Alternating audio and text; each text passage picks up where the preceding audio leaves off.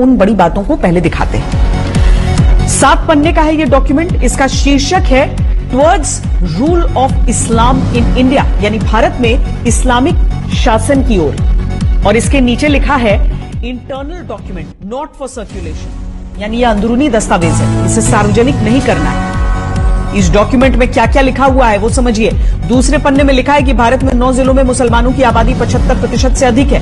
कभी भारत पर राज करने वाले मुसलमान दोयम दर्जे के नागरिक हैं। तीसरे पन्ने में लिखा है कि इनका ख्वाब है 2047 में मुस्लिम समुदाय के हाथ में भारत की सत्ता आएगी और इसके लिए इन्होंने खुद को 2047 का टारगेट दिया है।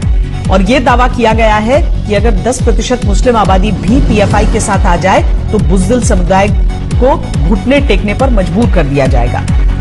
और भारत में इस्लामिक सत्ता स्थापित करने के लिए 4 चरण की प्लानिंग बताई गई है। पहले चरण में मुसलमानों में एकजुटता बनाना, काडर का विस्तार करना, भारत के बजाय मुस्लिम पहचान स्थापित करना और तलवार या रॉड से हमले की ट्रेनिंग देनी होगी।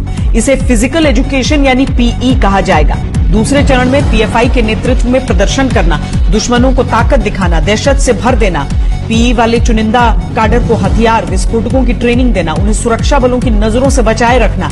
इसके साथ ही राष्ट्रीय झंडा, संविधान और अंबेडकर के नाम का इस्तेमाल करना और विदेशों से फंडिंग का इंतजाम करना होगा, ऐसा इस दस्तावेज में लिखा है। इसके बाद तीसरे चरण की बात लिखी है जिसमें दलितों के साथ मिलकर हर स्तर पर चुनाव लड़ना, आरएसएस और दलितों के बीच दूरी पैदा करना, हथियार और विस्फोटक इकट्ठा करने की बात इसमें लिखी गई है।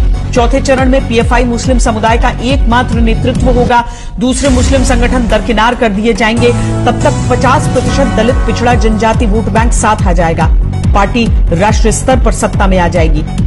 इसी सीक्रेट दस्तावेज के 6ठे पन्ने पर यह बताया गया है कि पीएफआई के काडर को हथियारों और विस्फोटकों की ट्रेनिंग कैसे दी जाएगी, कहां से ट्रेनर आएंगे, कहां हथियारों का जखीरा जमा किया जाएगा। और 7वें पन्ने पर लिखा गया है कि संघ और हिंदूवादी नेताओं के निजी जानकारियों का डेटाबेस तैयार रखा जाएगा।